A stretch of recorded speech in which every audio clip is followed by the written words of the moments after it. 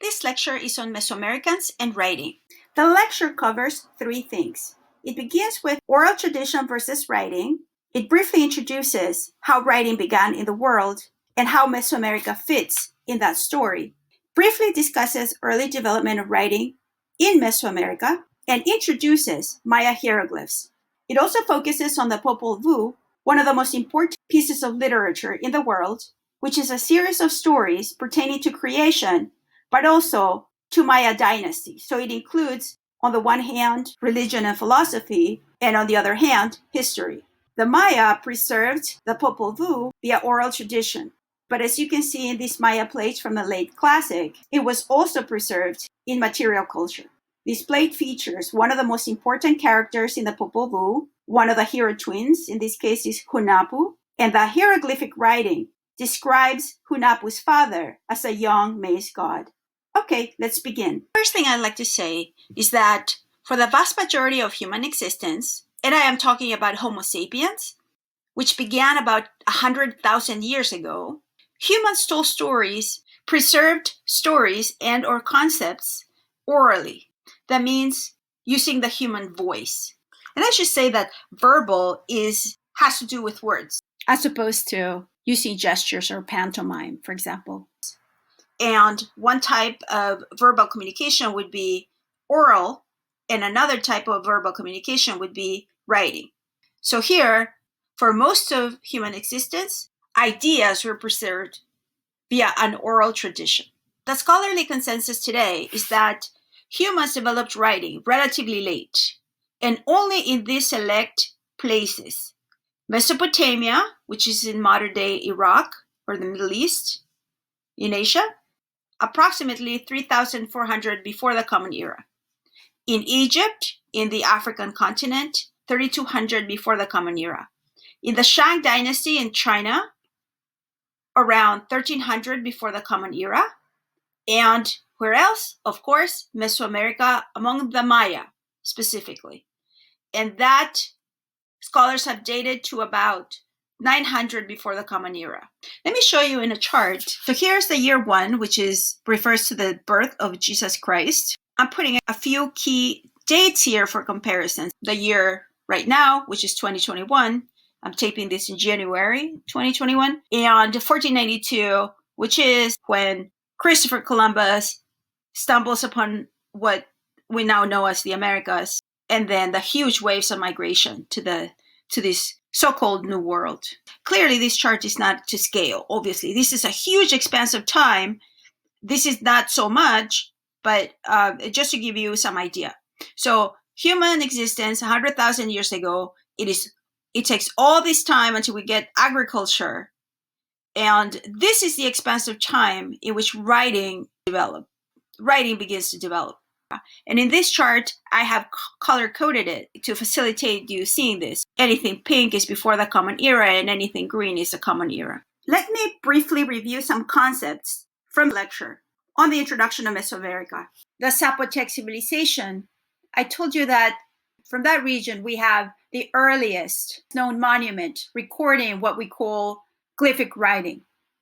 And as you can see, Monument 3 from San Jose Mogote from the formative period has this glyph that is one movement, and also glyphs for blood and heart. But other monuments include La Mojarra Stela 1 from 156 Common Era, discovered in the 80s near Tres Zapotes, the Olmec site. And this one has 535 glyphs in Isthmian script. And a similar one found about a decade later is the Cascajal block, dating from the first millennium. And scholars think that it's from San Lorenzo, an Olmec site. And this one has 62 glyphs. And here are some glyphs from Zapotec writing from Monte Alban. So these are a few examples of the earliest evidence of writing that we have for Mesoamerica. These are examples of hieroglyphic writing that the Maya developed. In the top register, I have examples of phonograms, meaning these symbols express sounds to say a word. Very similar to this alphabetic text we use for English, for example.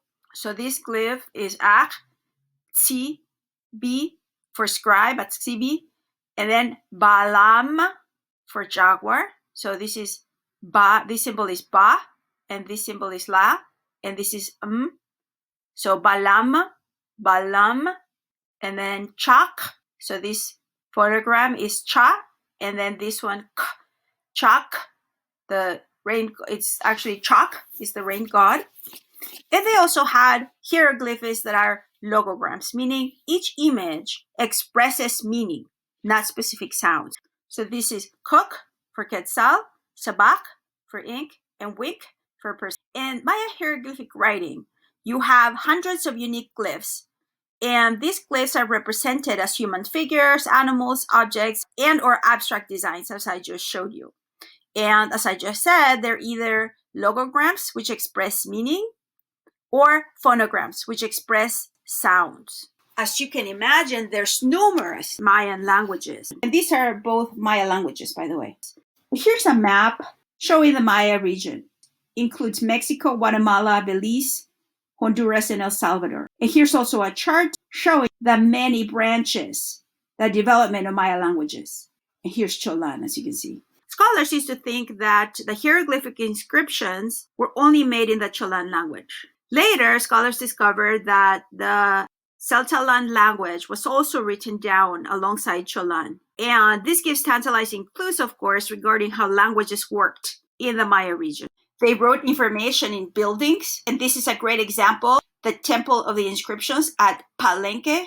Inside this temple are tablets that have 640 glyphs tracing the ancestry and career of King Kinish Hanab Pakal I.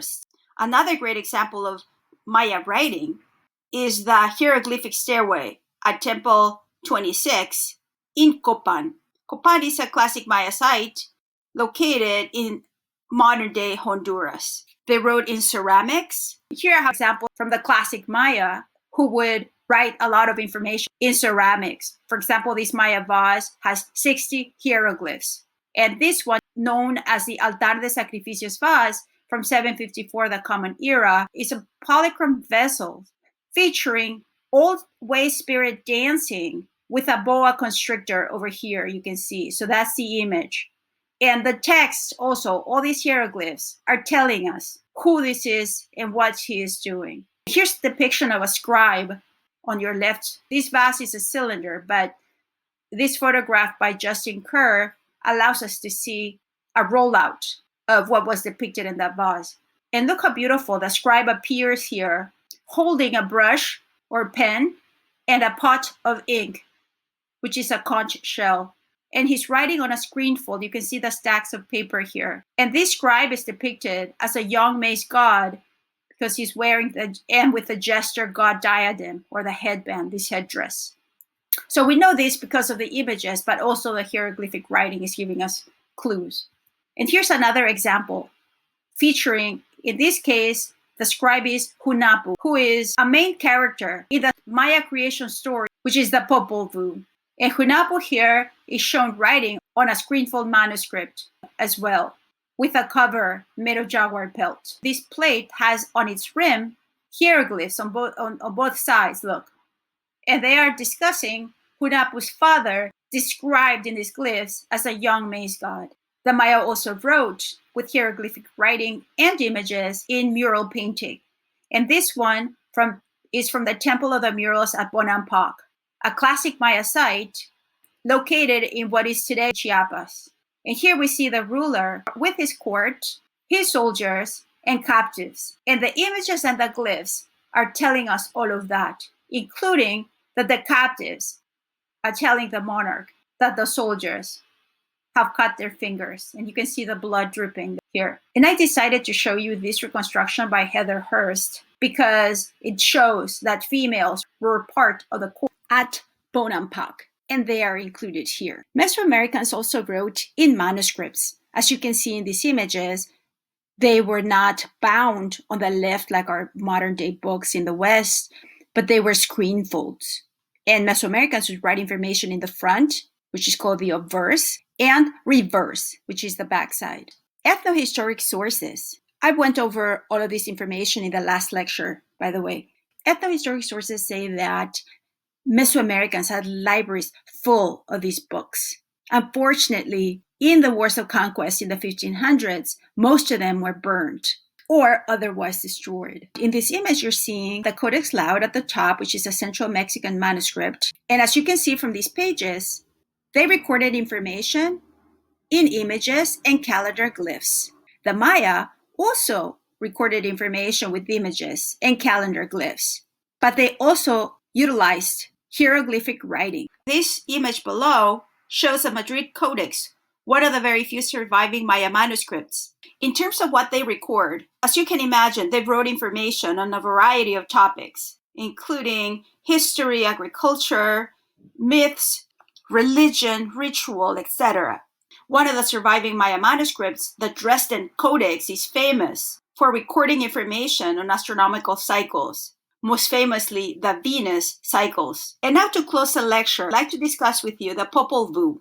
It's a literary work that was written in alphabetic text by a Maya scribe in the 1500s. However, we know that the Popol Vuh is much older. Its stories were written in different media, but importantly, it was also recited and consequently passed along from generation to generation via a very rich oral tradition.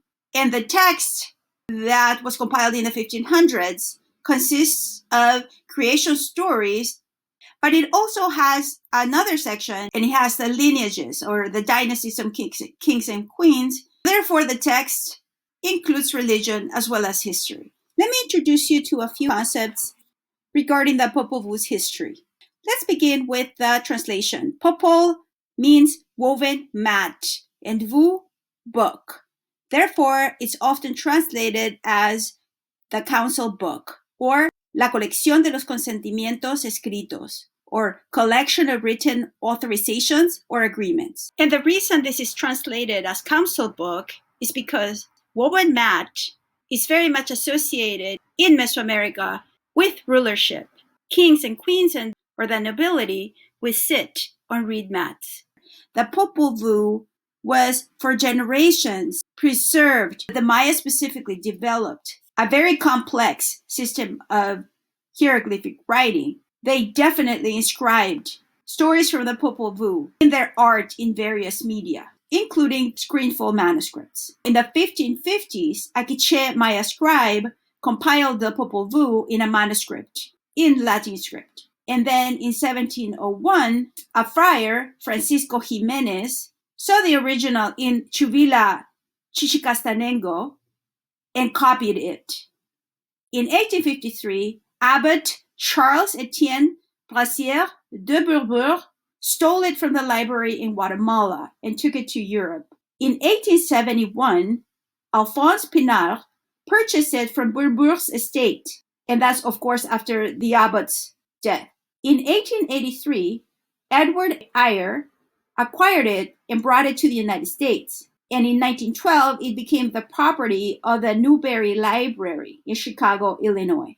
So this is a summary of the archival history of the Popol Vuh that we know. And this is the frontispiece, meaning a page before page 1 of the manuscript. And here you can see the text by Jimenez that he copied in 1701 from the one that the Quiché scribe had made in the 1500s. And here's page 1, or folio 1.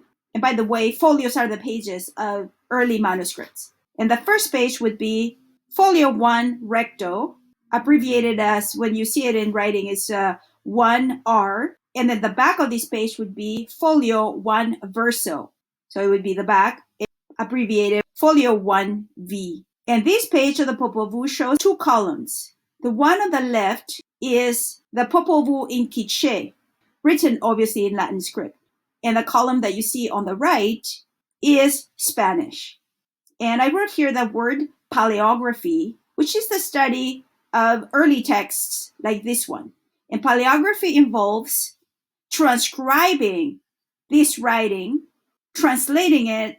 For example, here, this one, we would translate this from Spanish to English, let's say, or any other language, really. And also annotating it, meaning writing footnotes to explain important points. to help the reader understand the text better. Most scribes in Mesoamerican civilizations recorded information with images and calendar glyphs. Like all Mesoamericans, the Maya recorded information with images. For example, in monuments that would be placed in public spaces or in front of buildings, for example, these stelae, which are stone slabs that record information with images, including this one, featuring a Maya lord holding the scepter of rulership. And the lord usually appears with paraphernalia of rulership. And in terms of position, it's a frontal view, but it could be side view as well. An elaborate headdress, and the feet turned apart like this. The Maya also included dates, and they are notorious for including huge expanses of time. For example, in Stela C from Quiriguá, a classic Maya site, we see in this stela a line drawing of the date of creation for the Maya, which in the Gregorian calendar, which is a calendar we use in the West since 1582, the date would be 11th August 3114 before the Common Era. And these are the units of time that the Maya observed. Regarding how the Maya recorded information with images and glyphs, let's listen to how one of the leading Mayanists is a scholar who specializes in the Maya, Dr. Mark Van Stone, describes this stele from Quiriguá. Watch.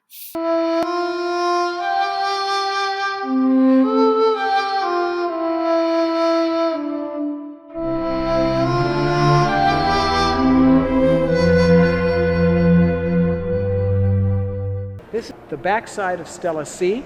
It shows a god called the Pash god, who was the patron of the date of the monument's erection. And the monuments were named for the day that they were put up.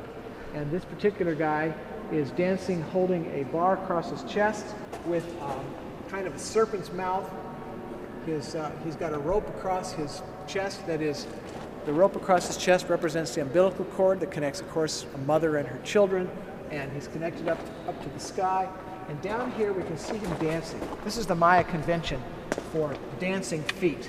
You see one foot's on the ground and one foot is raised. You see the big toe and the underside of his foot. Whenever you see feet like this, we're looking at a Maya king dancing. The Maya also developed a very complicated system of hieroglyphic writing that resembled the most advanced ones in the world, including from Egypt and Mesopotamia and China. Writing, of course, is quite the intellectual achievement. Usually the text in stele is about the conquests and achievements of the nobility, but also has religion. Something that I'd like to reiterate is how we find evocations from the stories from the Popol Vuh in various media. Once again, let's listen to Dr. Mark Van Stone explain this very point. You can see, this is the word, I think it's 8 days later, it was 9 ahau. This is the ahau glyph, this little monkey face inside the little television set that tells us it's the day of the week. The glyph after this is destroyed, but the final two glyphs, and we'll try to get a good picture of those final two glyphs. I'll show you a drawing of this thing because the light here is so bad and the damage is so bad. But this is a thumb showing the number 1, and this is the word Lord. One Lord is Hunahau, he's one of the hero twins. The other one down here, badly damaged, is the word green or new. And this is the word Jaguar Man.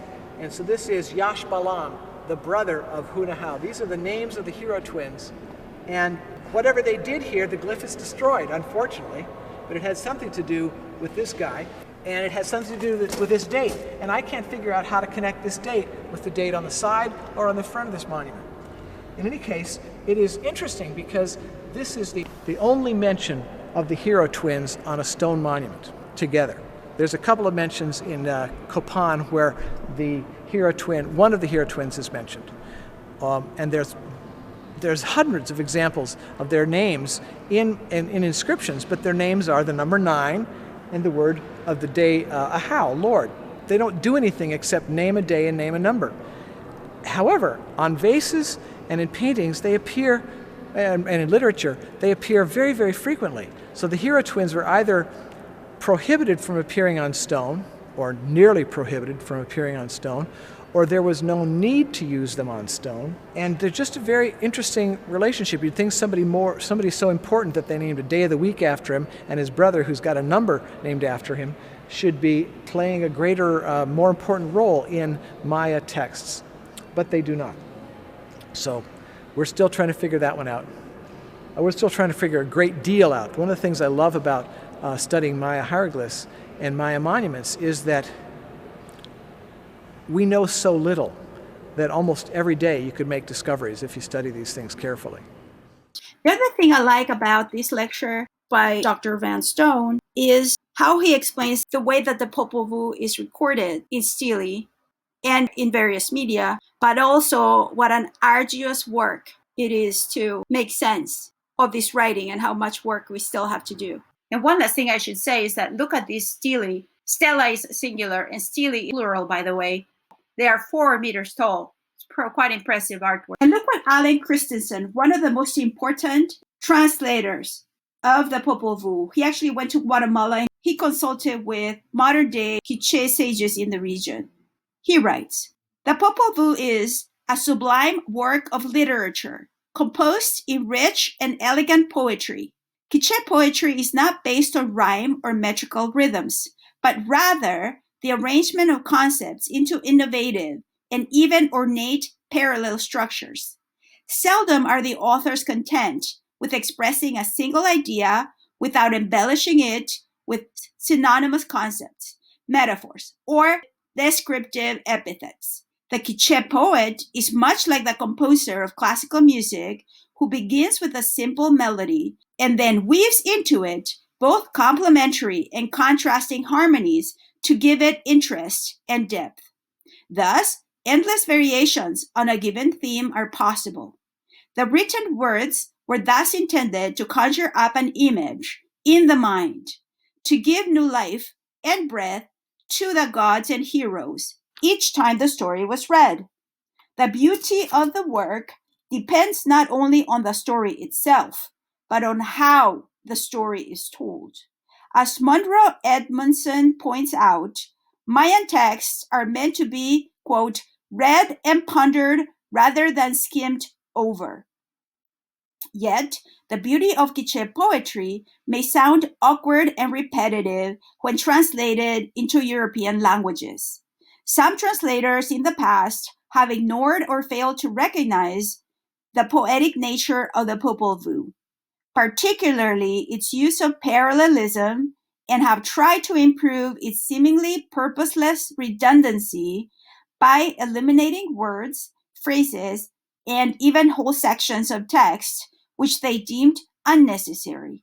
While this unquestionably helps to make the story flow more smoothly, in keeping with our modern taste for linear plot structure, it detracts from the character of Quiche high literature. I would like to point out that, like Christensen says, a lot of times we fail to appreciate a work of art, in this case literature, on its own, because we have the tendency to critique or judge every work of art or everything that we see through the lens of Europe or through the lens of the West. While it might be very difficult to appreciate Quiche poetry or Quiche literature on its own, it would be important to appreciate how different it is from the literature that you are accustomed to reading.